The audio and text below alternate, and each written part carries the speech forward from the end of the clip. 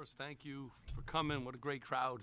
Holiday weekend too. Happy New Year to everybody. Columbia's, I've known Jim for a long time. He's an awesome guy. He's a terrific coach. They're 11-1 coming in here, scoring a zillion points. It was one of those games. Obviously, was nervous about, but he does a fantastic job. A tip of the hat. The job he's done. I mean, that team's going to be as good as any in the Ivy League. So I thought we did a really good job. We had a good week of practice. Guys really defended, and we rebounded the ball. And obviously, these guys played great. But our prep was really good, and we're close, but still got to just get better. This was a big step for us today defensively. We did a good job and on the backboards. So it's what we got to continue to do. Steve, you know Roy Hinson, what he meant to this program. What's it like to see the program's first triple-double since Roy Hinson 41-plus years ago? And Roy Hinson, one of the great guys, too. Not only a great player here and, in the NBA, just a great guy. So to be mentioned with him, Dylan, this is a pretty special thing. I love the fact he had 7 rebounds in the first half, We need him to do those things when he's rebounded like that. It's helped us a ton.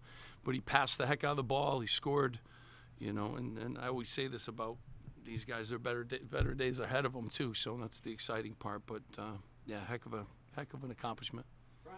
Steve, this is the 6th time this season you scored 80 points. Your teams have always leaned on defense here, but is this a season where you're going to have to lean on your offense and the defense comes along? I thought we did. We got 91 tonight. That's just.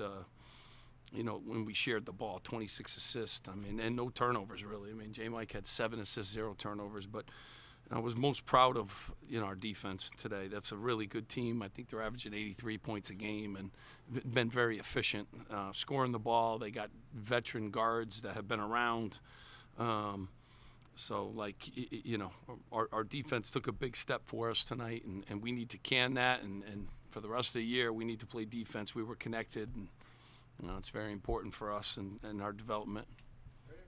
Coach, obviously you mentioned the turnovers, only 4 total for your team today. Talk about how that was a big impact in your guys' win. Yeah, again, that helps your defense a ton too. Taking care of the ball, getting shots up. I thought offensive rebounding-wise too, it helps you a lot when you don't turn it over. You get a shot at the rim, you got a chance to get another one. So 26-4, as good as we've had. I don't know what the ratio has been better since I've been here. That's a pretty, darn good ratio. Coach, 91 points, 27-point differential. How big is it? How big is it like to win like this before Big Ten schedule? Yeah, every win, just win. I don't worry about the rest of that stuff. I want to play well and win going into any game. Never mind going on the road in our league. So. Just to win, very important, and to play well too. And our home crowd was awesome too. During this time of the year, our student section was packed. It was great. It says a lot about Rutgers Nation. Dylan, Roy Hinson also is from New Jersey. He's from Franklin. You're from Franklin Lakes.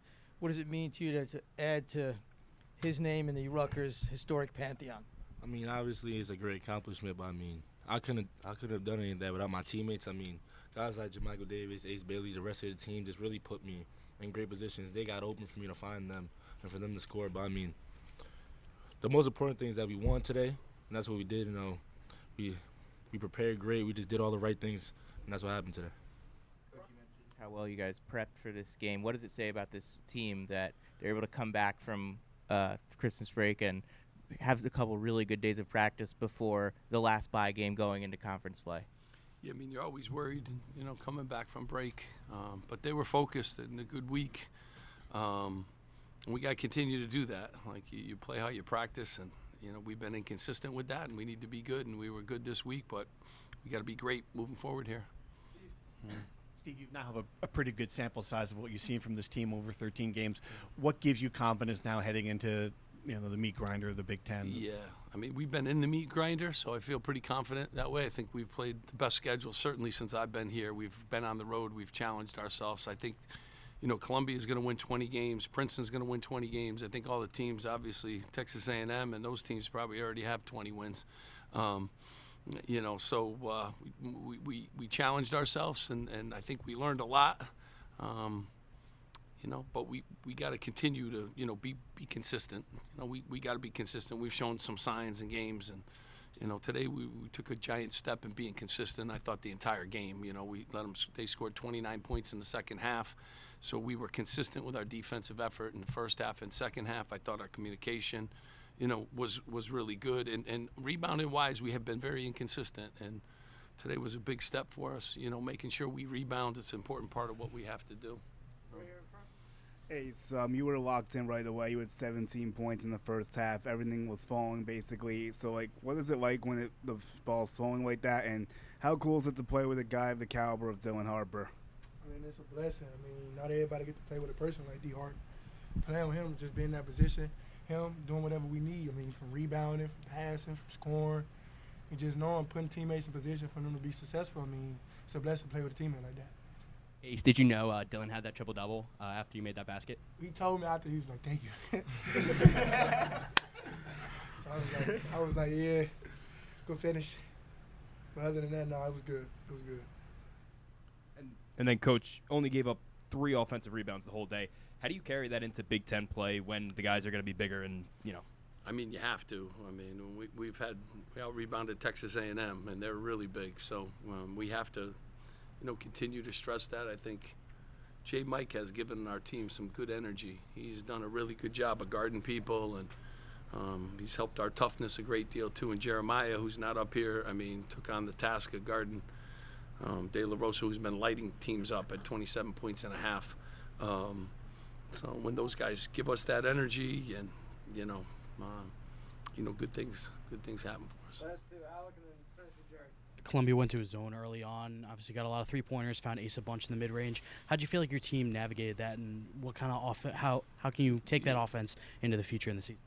Yeah, I mean, they don't play a lot of zone either. They played in the second half of Fairfield game, but really they didn't play a lot of zone. So you always have to be prepared for it. The way we passed the ball today, man zone, we were very efficient, and we didn't turn the basketball over. I think we're really good against zones too. So, even though we didn't think they would play a ton of it, but you got to be prepared now. It's that time of the year.